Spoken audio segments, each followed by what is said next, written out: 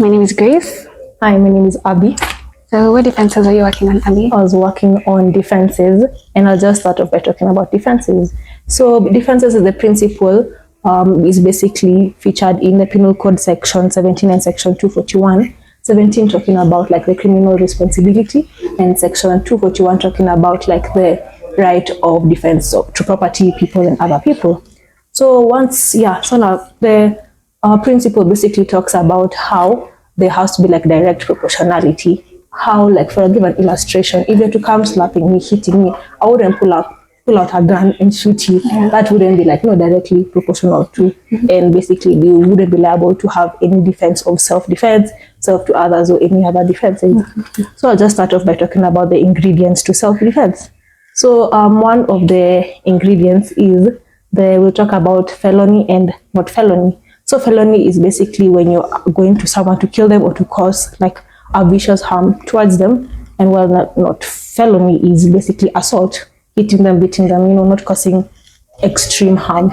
So I want to talk about one case, which is now the Yosefu v. Adigano case. And basically this case law talks about how the deceased entered Abuya party and went towards the accused. So the accused is being beaten by the deceased. So what does the accused do? He walks away from the party, but like, because he doesn't want to continue being in that surrounding of so much chaos happening. So walking out of it was actually a good start for him. So as he walks out, the deceased follows him and continues beating him up, hitting him, and all those things. So what happens? The accused comes and he realizes he's actually way smaller than this guy. So even if he was to beat them up, it wouldn't match up. It's not a fair game. So what does he do? He removes a knife and stabs the deceased, and the deceased dies like that. So the question here of this case law is whether is he liable for self-defense. So this case went to the court, and the accused was actually charged of murder, but later on it was appealed and he was charged of manslaughter. Reason being is because yes, he was beaten, and yes, he removed the knife. There was no really direct proportionality over there, but because of the provocation, the defense of provocation, which is when you're provoked by someone else, or when you need to do something, you have to use the necessary force to actually retaliate that force coming to you. So talking about like even that part of self-defense, I think I'll just enter defense. Yeah. So basically self-defense is when you're protecting yourself against some certain type of harm from someone else. And basically, in a court of law, when you go and you say you have no knowledge about this case, or you have no knowledge about that criminal offense, you wouldn't be able to say, Your Honor, I'm pleading for self-defense, because if you didn't have any knowledge of it, it's basically you're looking a bit guilty. So, so as I was talking about self-defense, so the Ugandan courts established that for you to have self-defense, it comprises of like 4 elements, and like the 4 elements are very, very like, they make sense. So the first one is like the accused has to be attacked. Like I actually have to inflict some type of harm towards you. And the second one is that this accused has to feel as if there's some imminent danger coming towards them from, like it can be anything. Maybe somebody threatened them, maybe somebody, this is where we can even talk about like threats and stuff like that. And then the third one is that the accused has to feel like there's reasonable or the necessity to use force to actually repel this force coming towards you. And then also you must feel like whatever you're doing has to prevent you from actually getting hurt. Like it's not for you to hurt the other person, but for you to protect yourself. You get? So nowadays, self-defense has become very difficult to prove in a court of law. So like for the Kenyan courts have made sure that certain types of things that they have to consider before they actually relate to self-defense. And some of them is like the seriousness of the attack. When I'm talking about the seriousness of the attack, I'm talking about like, were there weapons there, were there no weapons there? Because if there are weapons there, that's like definitely felony, that's 3 years plus, exactly.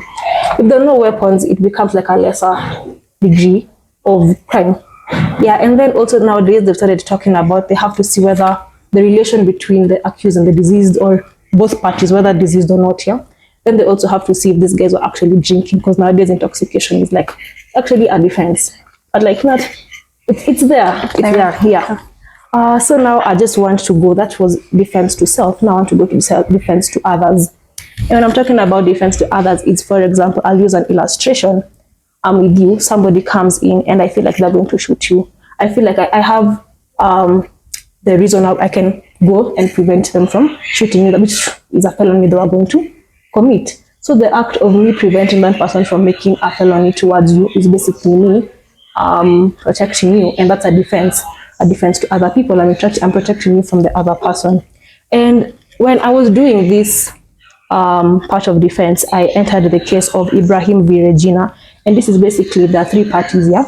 So Regina and Haman weren't going on well. So the third party said, because I'm the savior or something like that, he comes with a stick or gets a stick from outside, beats the man on his head, and he dies. So honestly, that is definitely, you're not going to be able to even say that's this defense to other people, because there was no sign that he was going to hurt the lady or he was going to do anything else. I feel like they did it out of spite or anger or whatever emotions they're feeling. So because now that is defense to others, I will now want to enter another defense, which is defense to property. So the law basically states, like, if you have a property, you have a right to protect the property using, like, you can do anything to protect it, yeah? But again, there has to be direct proportionality. You cannot chase somebody who was peacefully, you cannot shoot somebody who was peacefully passing by, you get? So now, what the law says, or from the book of Musyoka on criminal law, he talks about, like, if a trust buyer passes your land peacefully, it is up to you to tell them also to peacefully to vacate your land or to just move. But if they use force, now you can take the action of just sending them also using the same exact force, which also comes back with another case law. And this case was basically, there was an owner of this land, yeah? And the first day he gets out of his house and he sees, like, he hears some noises outside. So he gets out, like, of course, even me, I would get out if I hear some weird noises around my compound. So he gets out and he sees two children with cows grazing here. And he's like, what are you guys doing here? You get, like, he asks them, and the children are like, oh, dad has sent us here to take the cows to graze and eat grass. So he's like, okay, I don't think I want you guys in my land, so can you guys get up? Very peacefully, very well. He did it very well. So the second day he meets them and he's like, he chases them again and he builds, like, a fence.